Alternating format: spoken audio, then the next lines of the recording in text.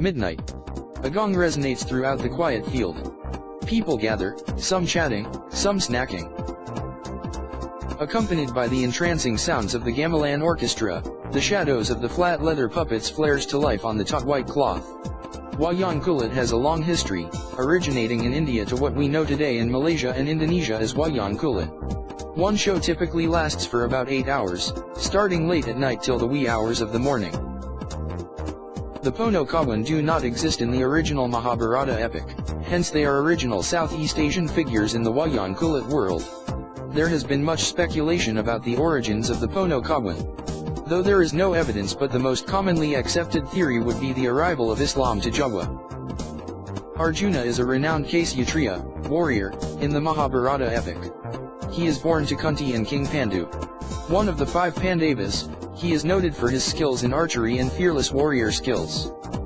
Goro Goro refers to the rising action or complications faced by the main character in a scene of the play. In this way the weighty plotline of the story is offset with a hint of humor brought by the Pono Kawan.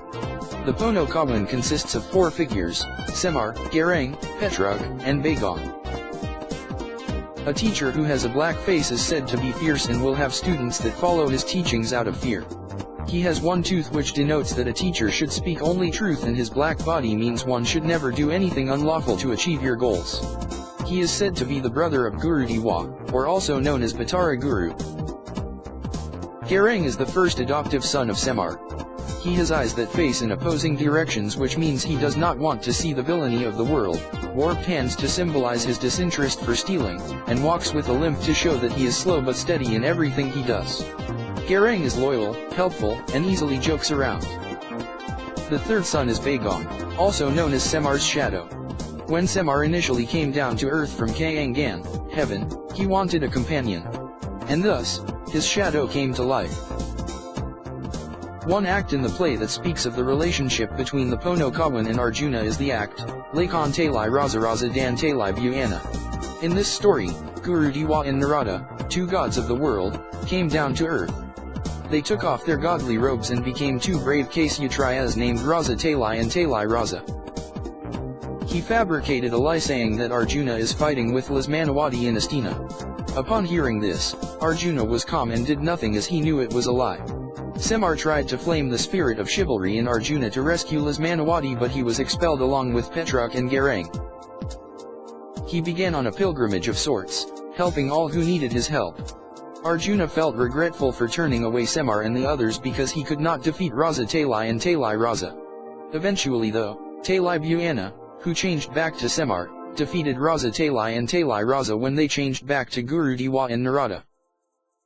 On the night of the full moon, the false Guru Diwa and Narada was defeated by Semar, turning back to Garang and Petrug.